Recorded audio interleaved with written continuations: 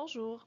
Il est parfois difficile de voir la logique dans la conjugaison des verbes. Pourtant, cette logique existe réellement et cette vidéo traite des régularités du système verbal. N'oublie pas d'imprimer les feuillets de mémoire qui t'aideront à bien conjuguer. Bonne écoute! Avant de parler des groupes de conjugaison, tu dois comprendre le principe du radical d'un verbe.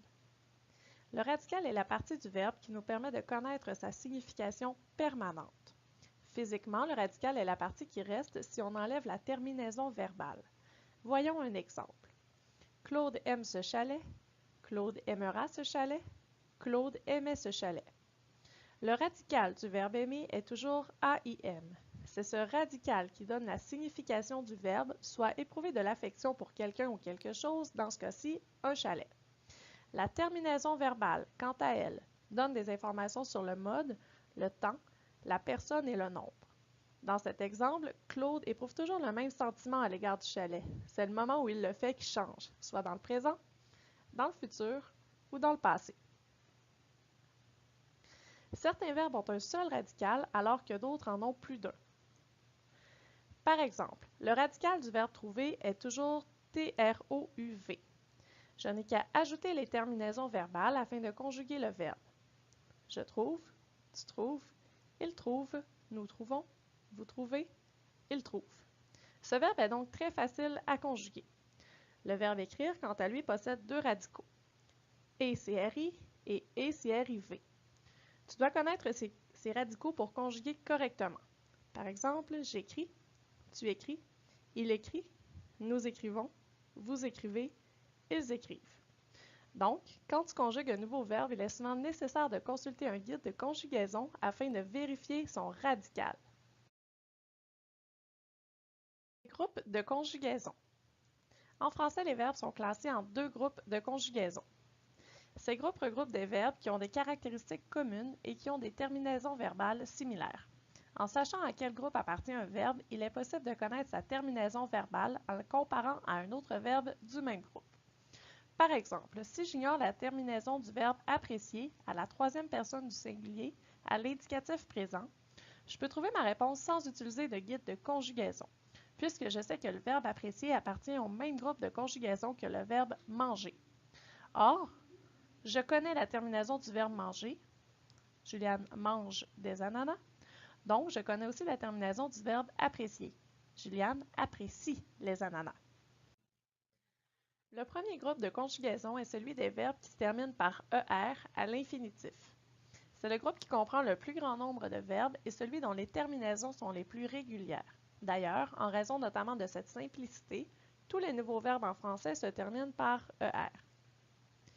Au présent de l'indicatif, les terminaisons verbales du singulier sont E, ES et E. Je chante, tu chantes, il chante. J'aime, tu aimes, il aime. Les verbes du premier groupe ont un seul radical. Mais attention, le verbe aller, bien qu'il se termine en ER, est le seul qui n'appartient pas au premier groupe en raison de son irrégularité. Voici les terminaisons verbales des verbes du premier groupe. Il est facile de trouver la bonne terminaison d'un verbe en ciblant d'abord le temps verbal, puis la personne et le nombre. Ainsi, un verbe du premier groupe à la deuxième personne du pluriel à l'indicatif conditionnel présent se termine par ERIEZ.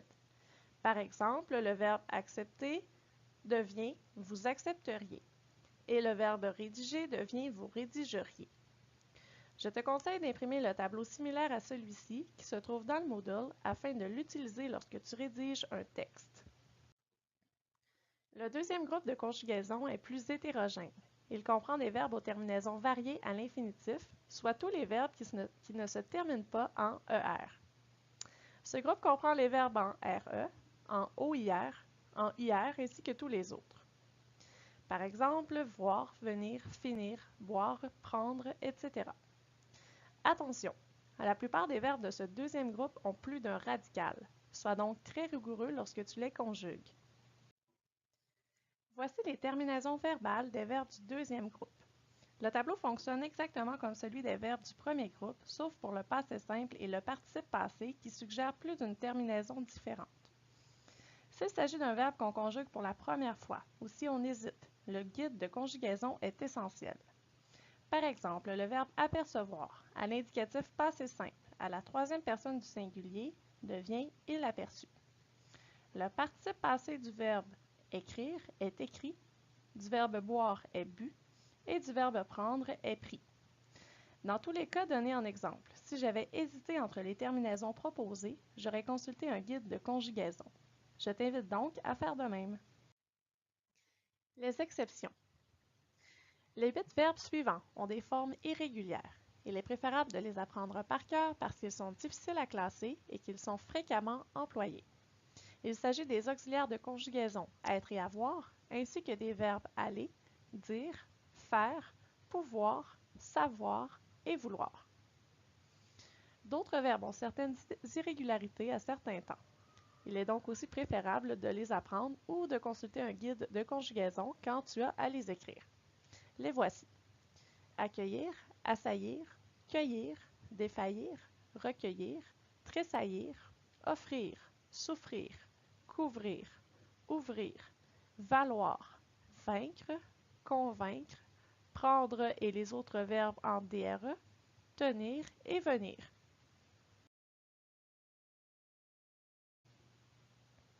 En résumé, le radical d'un verbe représente la signification constante d'un verbe, un sens qui ne varie pas.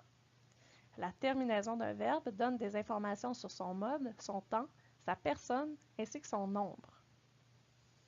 Les terminaisons verbales sont similaires pour tous les verbes d'un groupe de conjugaison. Certains verbes, dont les auxiliaires de conjugaison avoir et être, ont des formes irrégulières. Il est préférable de les apprendre par cœur. Un guide de conjugaison demeure un outil de choix pour conjuguer les verbes les moins fréquents. Merci pour ton écoute.